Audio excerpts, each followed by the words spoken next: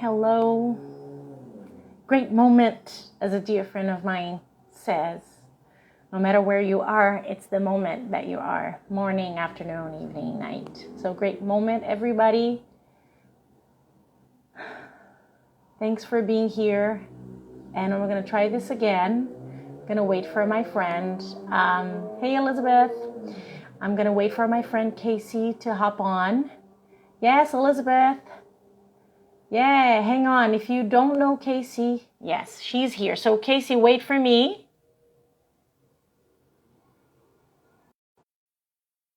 This works now. See if you see an invitation on your screen and accept. Come on. Hi, everybody. Thanks for being patient. We're trying to figure out how to get Kayce on Moontree Midwifery. Yes! It works. Yes! Magic. I love it when it works. Oh my gosh. Hey, sister. Good morning. Good morning. Yeah. Oh my gosh. It's so good to see you. You look great. I love the hair. Oh, thanks. Yeah. I love the colors. I love it. Oh my gosh. Woo! Okay. So it's kind of like a conversation, you know. We're here because I love you. And you're such an inspiration to me. And you've been, you know, when I started listening to the wise woman circles and the circles that, you know, you've been such an inspiration for me and for so many of my friends in indiebirth midwifery school. So we are here because I want you to tell us. I want you to tell this platform, like, how you came to this path, why you chose to be with indiebirth, and what happened, and how you got involved with the wise woman circle, which is not happening anymore. I know. And yeah, and then what's up? So you can start anywhere. Maybe you can introduce yourself to the people that don't know you. That would be awesome. Sure, I can do that. So Yeah. I'm Kayce. I'm a traditional midwife in Southern Utah. So Utah is a voluntary licensure state, and so they support me in all the things that I want to do without needing to be licensed, which is kind of awesome. So my journey to midwifery is fairly long. I had a C-section with my first child 14 years ago, and because she was breech, and I had an external cephalic version that tore part of her placenta off, and she needed to be life flighted an hour away to a level 2 NICU or level 3 NICU. And like, she's premature and lots of other things. And there was a lot of trauma attached to that. Didn't think anything of it until my best friend had a C-section a year later. And she had done all the right things. You know, she took the Bradley childbirth method, and she had a birth plan, and her doctor was on board, and she had a C-section as well. And we found out years later that it was actually necessary. They just never actually told her anything about it until she got her records 8 years after the fact. And so, like, once that happened, we both kind of dived deep into the birth world. I took a couple doula trainings. And then when my oldest was 2, I found the blog of a midwife in California, a traditional midwife in California that was moving into my area. And I commented on there, and I was like, oh my gosh, you're going to be living like 45 minutes from me. I'd love to talk to you and pick your brain. Like, I didn't think I wanted to be a midwife, but I don't know. I just wanted to talk to somebody that was in the work. And so we met for lunch, and I met her family, and I talked to her, and we hit it off. And then like 2 weeks later, she texts me, and she's like, hey, I got a 37-week mom. You want to come to a birth? And it just kind of happened. So my daughter was 2, and I went to my first home birth, and then I ended up training with her for 3 years. Like, it just all kind of happened until I had my second child, and I took a break to have 2 kids unassisted, VBACs. And then when my son was 1 or 2, I realized I needed to go back into birth work. Like, I had been doing Reiki and yoga. I was a yoga teacher, doing all of this stuff for a little while, and birth work just kept calling me back. And so I saved and saved to be able to go to Ancient Arts Midwifery School, Carla Hartley's school. And every single time I would almost have the money for the deposit, something would come up and I would lose. I would have to spend all that money that I'd been saving. And right around this time, a friend of mine, she lives in North Carolina, and she was doing an apprenticeship at the time with a lay midwife over there. And she's like, hey, have you heard of indiebirth? And I was like, no. And how had I never heard of indiebirth? I've been doing this for like 12 years now. And so I looked up their website and I was like, oh my gosh, this is exactly what I want. But they had, their school was full and everything else. So this was in the winter of 2017. I think it was December 2017. And then January rolls around, and she sent me a post from their Facebook saying that they had some spots left for the 2018 second year of the midwifery school. And I was like, oh my gosh, I can totally do this. So I paid everything. I had the appointment with Marin, the interview and everything, and was accepted. And I was like, oh my gosh, this is actually happening. And then I joined the July 2018 cohort for the 2-year program before they changed everything after.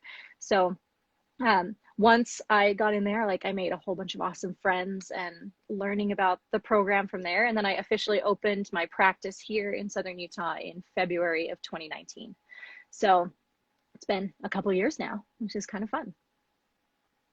Yeah. Wow, that's so amazing.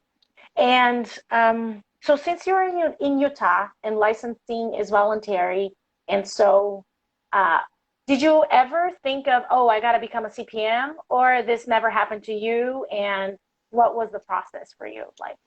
Yeah, so when I first learned about midwives, my very good friend, my dad was in the Navy, so I grew up all over the country.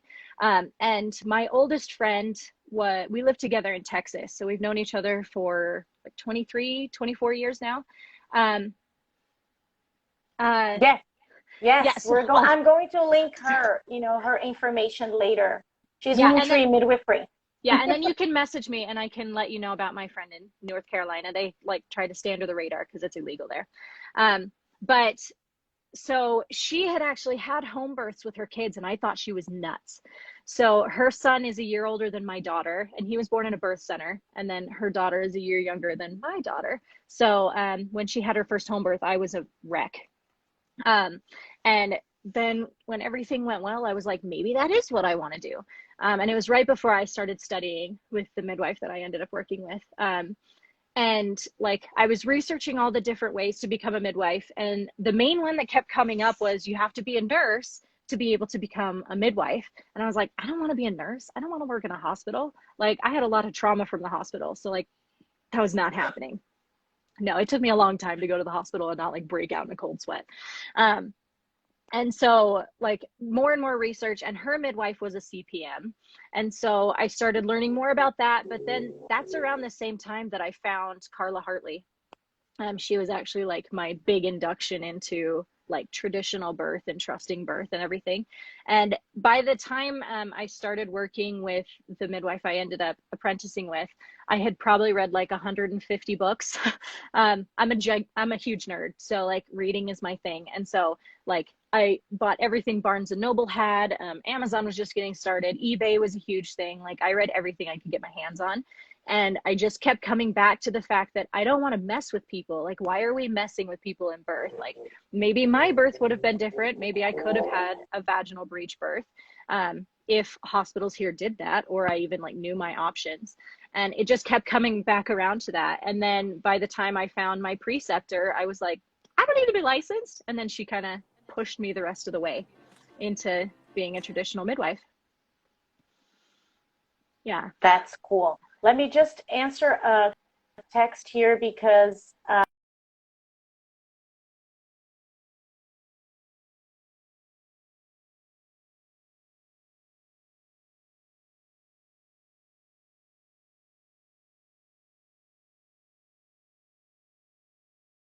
Bridget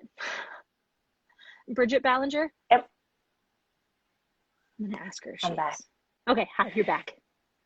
I'm back. Thanks. Cool. Thanks for holding on. Yeah. Okay.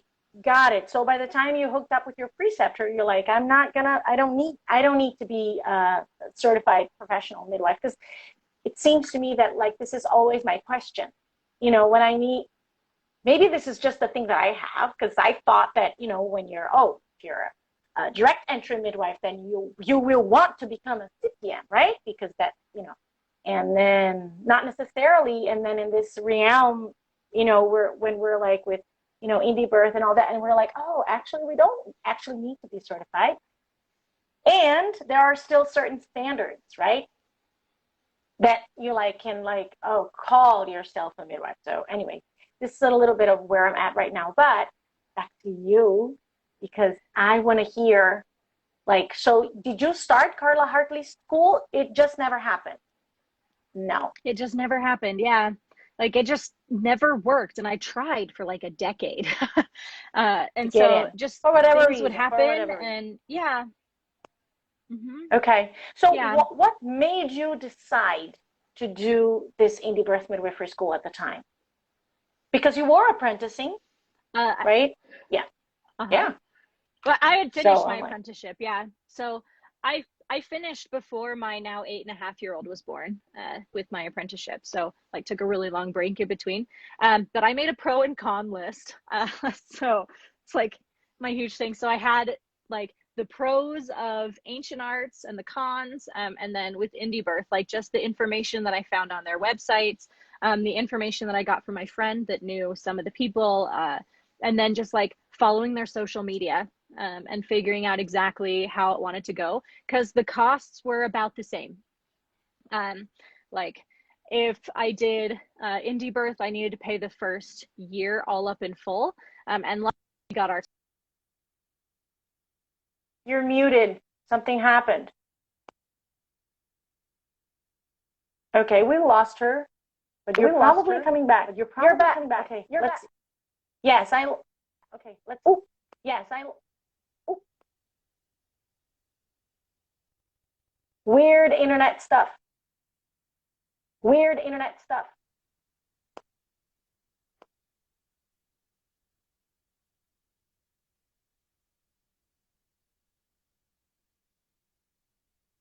Kayce, can you say something?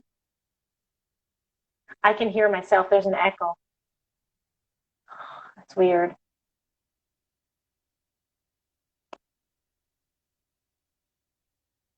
Can't. I lost you.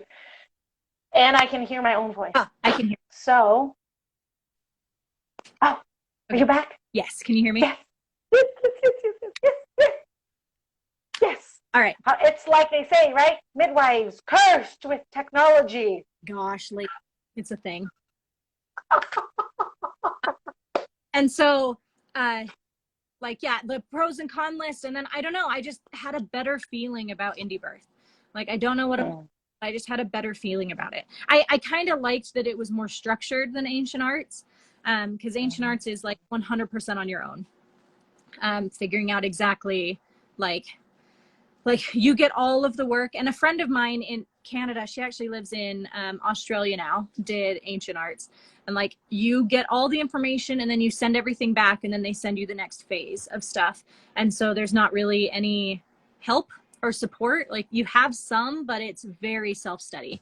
And so I really liked that there was a flow to indiebirth more than ancient arts. That was a big thing. And like I'm a perpetual student. So like right now I've got like 4 courses that I'm in different things. And so like that was really nice. I really liked how they had their courses set up, and I already had most of the books, which was helpful.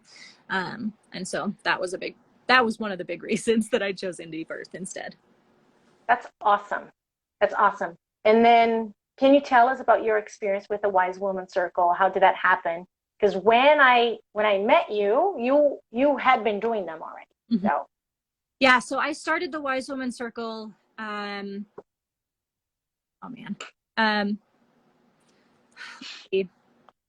think it was in 2019. So right before I opened my practice. And it was like, I loved being on the calls and learning from all of these different midwives, and the cool conversations that we were having. And when you were in the indiebirth school, you were automatically added to the Wise Woman Circle. And so you didn't have to pay the fee that came along with it. And then after I met Marin and Margot at the skills workshop, Margot reached out to me and she's like, hey, you want to lead this? And I was like, okay, and just kind of dived in and ran with it. And so I did it for 2 years before they decided that they were going to phase it out and then bring in different things, rather than the Wise Woman Circle. Like moving to Mighty Networks made it a little harder. We didn't get as much of a following as we had on Facebook. Like, I understand why they moved from Facebook, but we had a lot more people that would come on the calls, a lot more discussion, a lot more of all of that, especially like from Gail Hart, who didn't make it over to Mighty Networks, which sucked. And so like, I get why they phased everything out, but yeah, they just asked and I said yes. So it was kind of, that's pretty much how a lot of the work that I did with indiebirth happened. Like, I led their webinars for a little while. And then I did some of the clarity calls. Like, some of you may recognize me from the clarity calls for birth work, the Birth Warrior Project. I did that for most of last year. So been done a lot of work with indiebirth for a while. I know. And I personally miss you. I miss Wise Woman Circle. I miss you. I know you're still there, but we don't interact as much anymore on that Mighty Networks platform. So can you share, I think, it sounds like your practice is so exciting, and every time I talk to you, you've just attended a birth and I'm just like, yes, the life, So can you share a little bit how that's manifesting for you, how your practice has been, and great things, and then maybe some challenges that your community has posed to you or something with the practice? So my community struggled. The biggest thing is, some of you may know about, I think it was 2017, we had a midwife charged with a felony in my area, a unlicensed midwife, and she actually served jail time and isn't allowed to do birth work anymore. Like, it was bad. And so our community, we weren't a great community to begin with. I think Carissa was watching this a little bit ago, but she had tried to start like birth worker groups and support groups and stuff a decade ago. And it just never worked out. Like, there was a lot of backbiting and things like that. And so like, trying to get our community together just wasn't good. And then all of that happened and all the midwives just kind of separated. No one really talked to each other. No one really worked with each other. It was just a huge struggle. And then my preceptor ended up having a falling out with a lot of the birth workers. So that was part of it too. And so because I worked with her, I was kind of on the outskirts of stuff. And so the community aspect of it was really, really struggling. Carissa and I, a few years ago, started doing birth worker groups again. We met every week. Anyone was able to come. We just did it in our local coffee shop, and we would meet every Monday, which ended up being really good, because my very first client that I had on my own ended up being a really, really rough one. And like, she naturally induced and didn't tell me. We ended up spending like 24 hours at her house, and then found out that, oh my gosh, she took castor oil, no wonder. And then she ended up going until 42 weeks. Like, it was just a lot. And so like, having them, huge disservice to exactly, Chris, a huge disservice to our community. And so we had like all of this, just stuff come up. And then last year, I only had one client until the end of the year. Like, I don't know what it was about 2020, and I think I needed to figure out exactly how I wanted to do things too. And so I had one client in March, and then I didn't really have anybody else, with due dates until December. And then I ended up going to Sedona and helping Marin with her clients after she had Rumi. And then I went to Arkansas to help another midwife friend have her baby. So like, it was a lot. But this year things have changed a lot.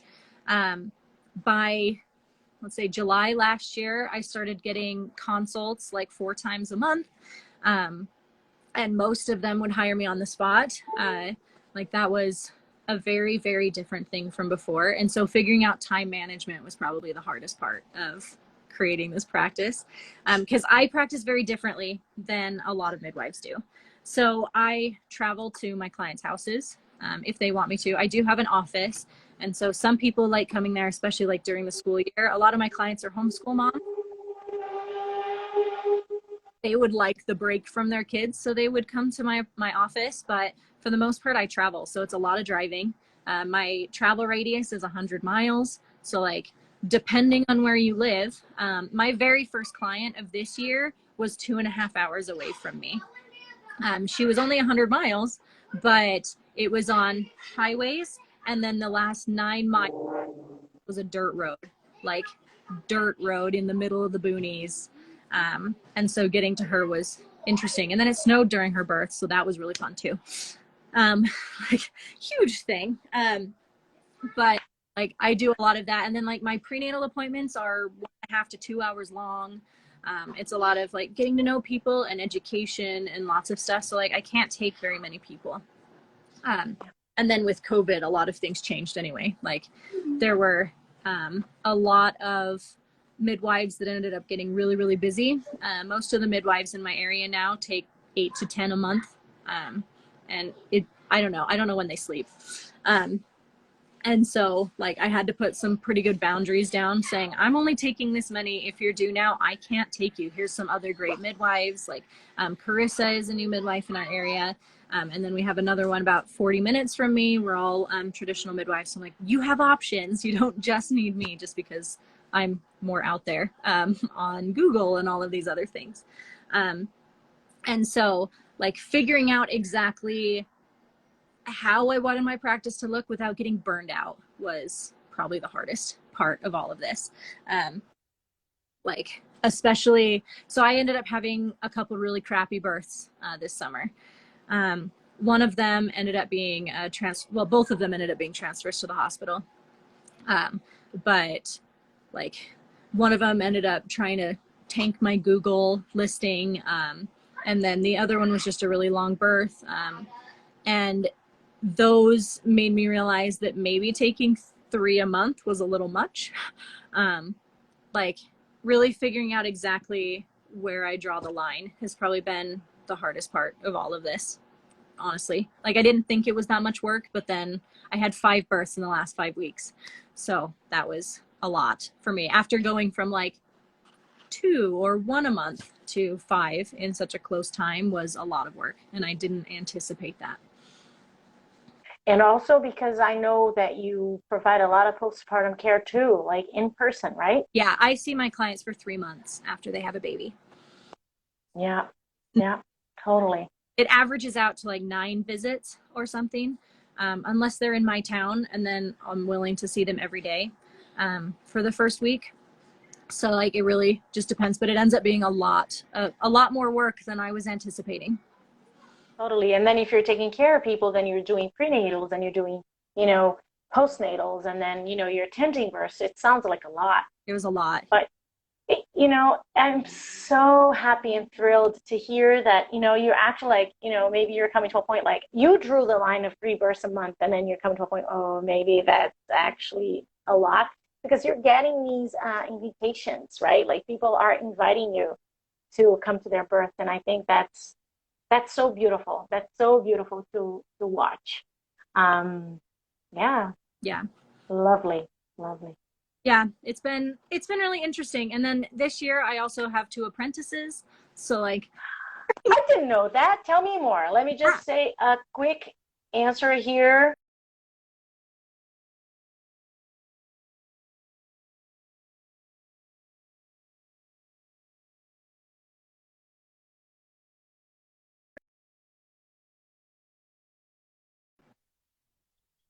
okay. It's because, I told you my husband was going to take out his wisdom tooth. It was faster than we had, anticipated, but it's fine. He's going to take an Uber back. It's great. So tell me more about that. You have 2 apprentices. I do. So one of them she did a doula training 2 years ago, and I actually met her before she did all of that. And like, as soon as I met her, I knew that eventually she would be my apprentice, but I was just waiting for her to ask. So she asked in January of this year, and it's mostly been a lot of shadowing. So she comes to with me for my clients that want it. So that's a big difference in my stuff too. Like every client gets a say in who is part of their care. So like I just had a birth on Wednesday night, and she didn't want anyone involved but me. So like her prenatal care, everything, it was just me. But I have other ones that are like, yeah, let's have her, and let's have your assistant, and let's figure all this out. So like she is part of the care for all of the people that want her and are okay with having her there. She's finally getting into like the more hands-on stuff. So we're doing skills days, doing like training on cervical exams. I just taught her and my other apprentice how to do catheters because we were at my office and bored. So like figuring out all of this stuff. So she is farther along than my other apprentice, who is, she likes to call herself a baby apprentice. So she had like, my older apprentice has never had a baby. Well, she had a miscarriage, and so she's had a baby, but a living child, and like is figuring out where she wants to go to school and all of that stuff. So we're doing a lot of self-study and stuff along that line. But my other apprentice is just like along for the ride at this point. She likes to say that she doesn't know what she doesn't know. And so she can't really ask questions. She just likes to sit and watch and be a part of what's happening. And so she's having her own baby here soon. And so we'll figure that out as it comes. But having two apprentices is kind of fun. Like they're so excited about stuff that I'm excited about a lot. But are they also your assistants, or you have an assistant? I have an assistant as well. Yeah. So my team is set up in a strange way. So my best friend is my assistant. And she does not do anything clinical. She doesn't want to do anything clinical. Like she was an EMT, a volunteer firefighter, and a CNA. So like she could, but pretty much she's there to make sure I have all the stuff that I need and to clean up, like to help me set up and to help me clean up. Like the stuff that we don't really think is a whole lot of work until you're doing it. And then it's a lot of work.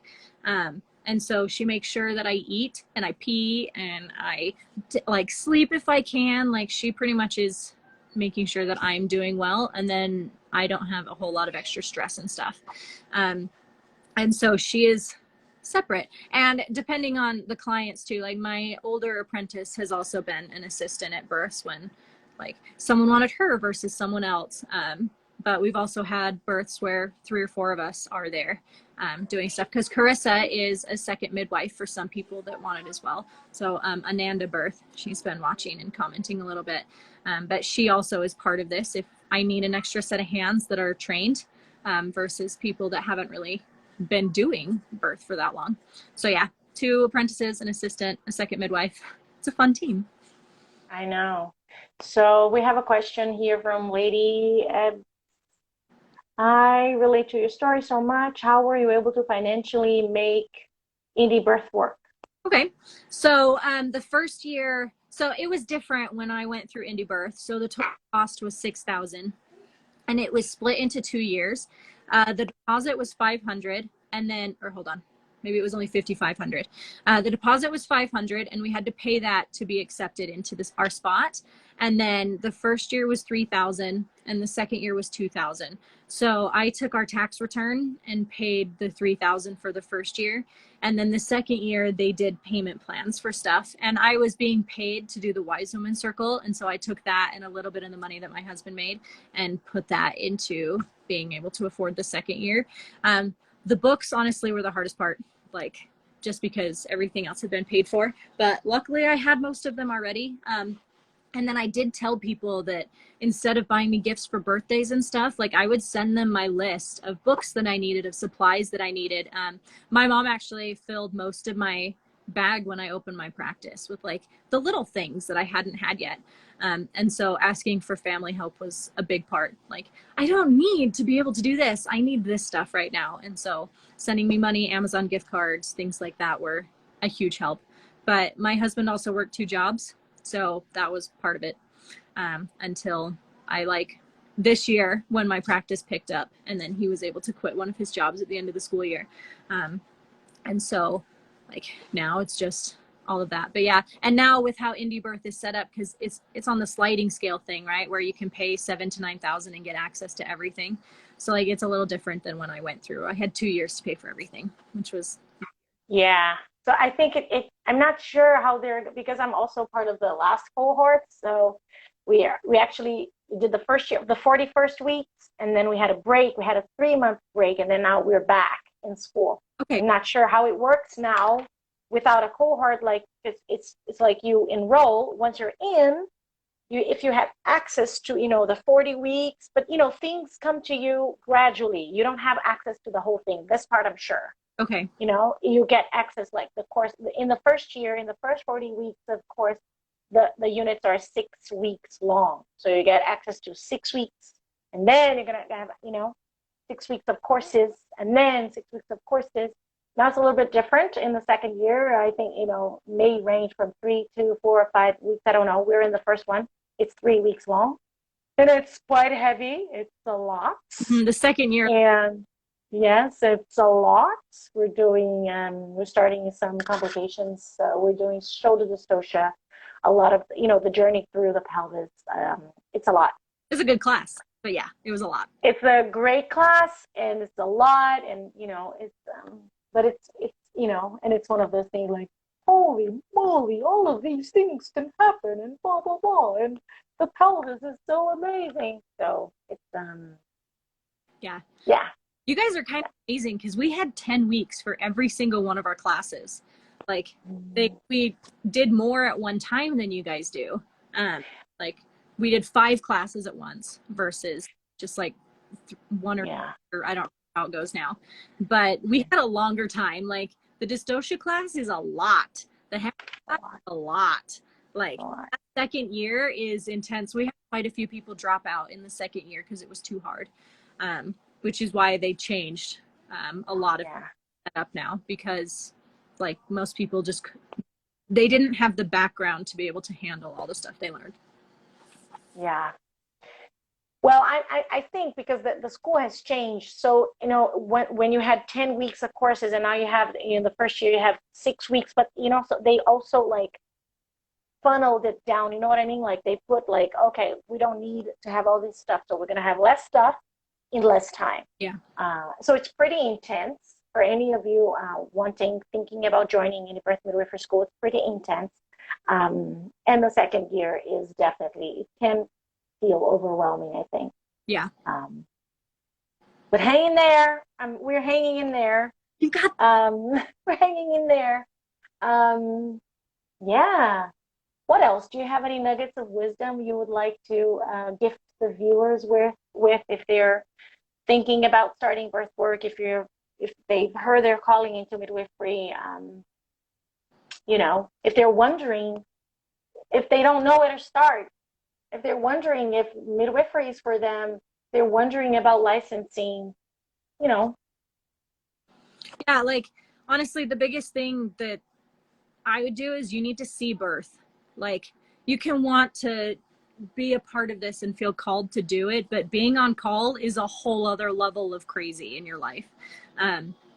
Like it's exhausting. That first few births are just exhausting because you're like always waiting for your phone to ring, and we all know most people don't have their babies until after their due date. And so I go on call at 37 weeks, so like that's like 3 weeks of wondering, and then sometimes it's 5 weeks of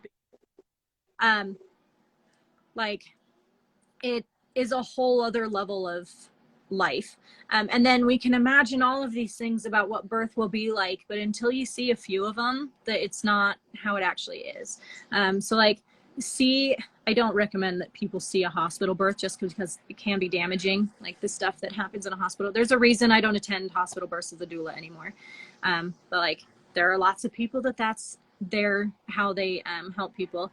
But like being aware of your own boundaries, where like trauma is concerned, how much you're willing to see, and then having a backup plan for when you start feeling burnout. Like after all the stuff, like all the births that happened in June, I just had a transfer 2 weeks ago that ended up being probably the worst hospital experience I've ever had in my life. Like knowing where your limits are and who you can reach out to for help I let my whole team know, I'm like, I am not okay. I am on the edge of burnout. This is not good for me. And letting them all know exactly what was happening, while I tried to figure out exactly how I felt with stuff. Like I ended up having an hour and a half Reiki session with Carissa, and really figuring out exactly how I wanted to continue doing this, and knowing that I could not keep going. So like, yeah, seeing birth and knowing your boundaries, like, and that's going to be hard. Like a lot of the boundaries that I've learned happened because I didn't hold up a boundary. So like a lot of that is just going to come with time, and knowing that it's okay to make a mistake and step back if you need to. Like I'm taking a few extra months off at the end of this year just because I am tired.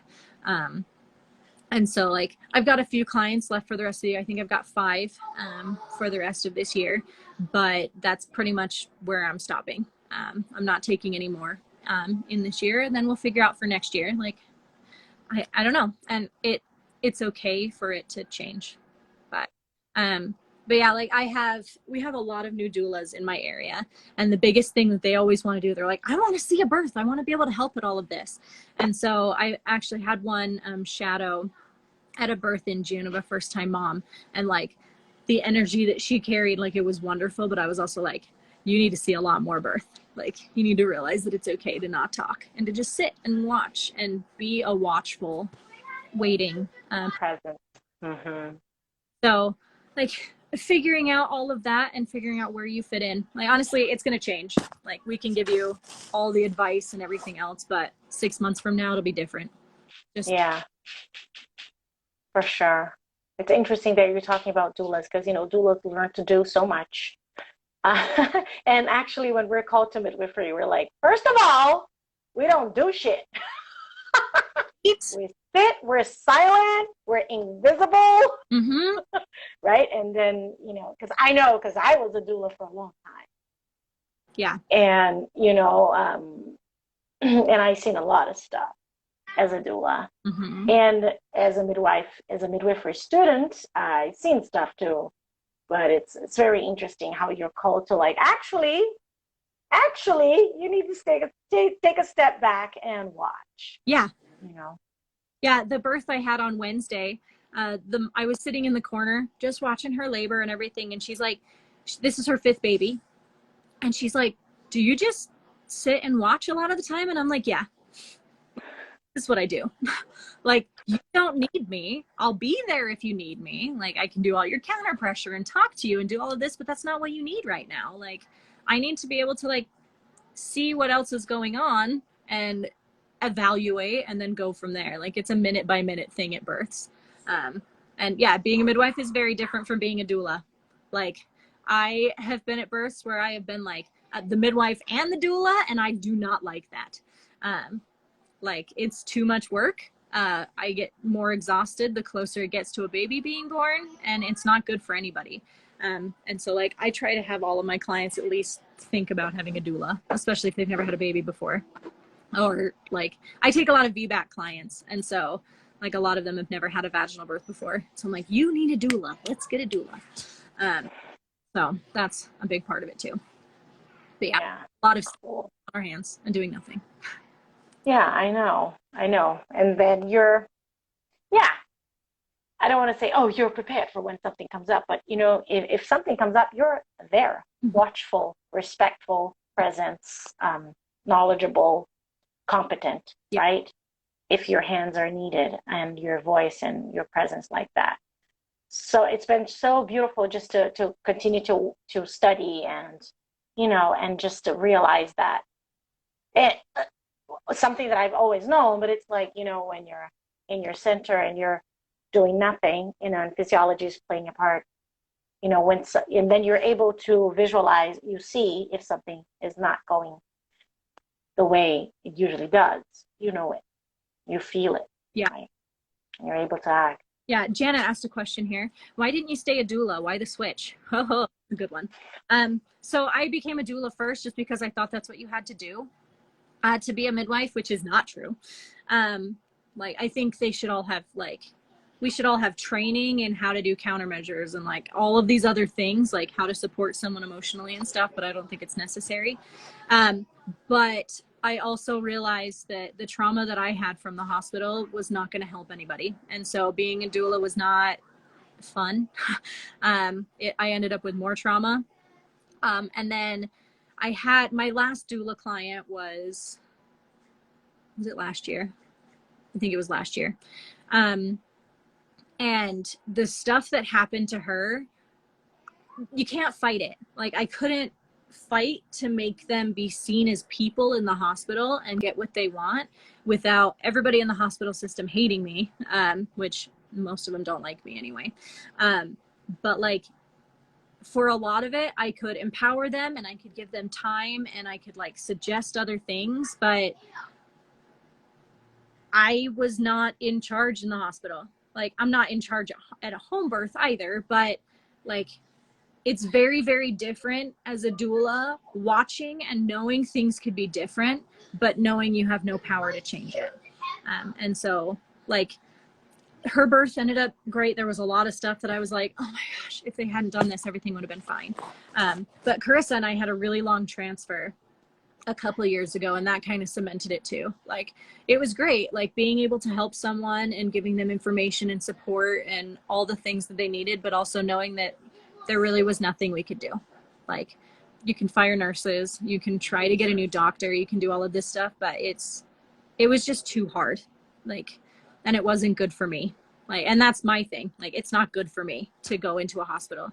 Like, I resonate with that a lot, and that I realize that, that's how, it's part of the journey too. But people have different journeys. Some people will become doulas and then feel called to midwifery, which happened to both of us, and some people won't. They start directly onto the midwife path, and that's great as well. I mean, I think, this path looks different, but it's all good. But, I totally resonate with what you're saying. Yeah. And like, I go with my clients to the hospital if we transfer. Like, I will be in whatever capacity is needed. And that's part of why the transfer a couple weeks ago was so rough, just because I was there helping them in whatever way I can. But again, I have no power. Like, I'm not a licensed midwife in Utah. I am not considered part of the care team when we go into a hospital, and I'm treated as such. Like, the nurses were great, but the doctors are not. And so, like, I am at my best at home. Like, that's how it is, and that's me. But I also know a lot of people that are the best hospital doulas I've ever met in my life. Like, that is where they shine and where they thrive. It's just not for me. Yeah, totally agree. Absolutely. So be at birth, witness, be there, be a silent witness. Yeah. Yeah. Great. Anything else before we close today? I don't know. This was fun. Here on Instagram, at least, because there's going to be afters. Yeah. Like, yeah. It's fun. I love being a midwife. Like, when I'm not feeling at the end of my rope. But like, I don't know. It's kind of fun too, being a different kind of midwife, because there's 3 of us in my area that are unlicensed, that practice traditional midwifery, and seeing like the type of people that want what I have to offer versus a lot of the other midwives in the area. It's a very different place to be. So like, I'll never be super busy, and I'm okay with that. Like, honestly, I don't think I would survive.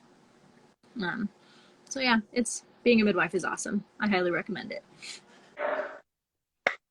Perfect. Yeah. Thank you so much, Kayce, for joining us today. Thanks everybody for being here. I'll tag Kayce on the notes, and you can find her at Moontree Midwifery. Do you feel like you can connect to the spiritual side of birth with your clients? Okay, do you want to answer that? Sure. Sure. I try to.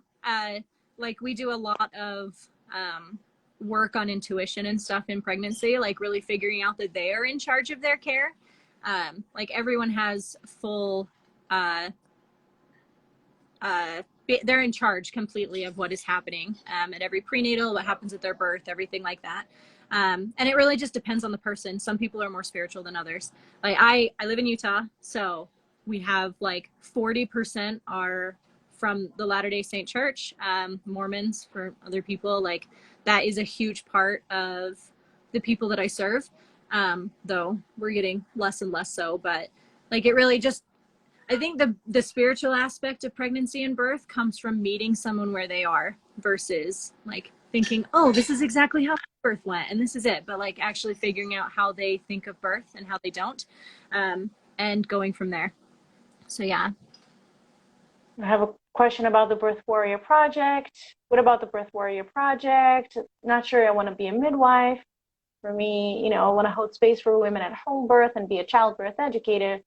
Would the Birth Warrior Project be a good fit? I think so. Yeah. Go for it. Go for it.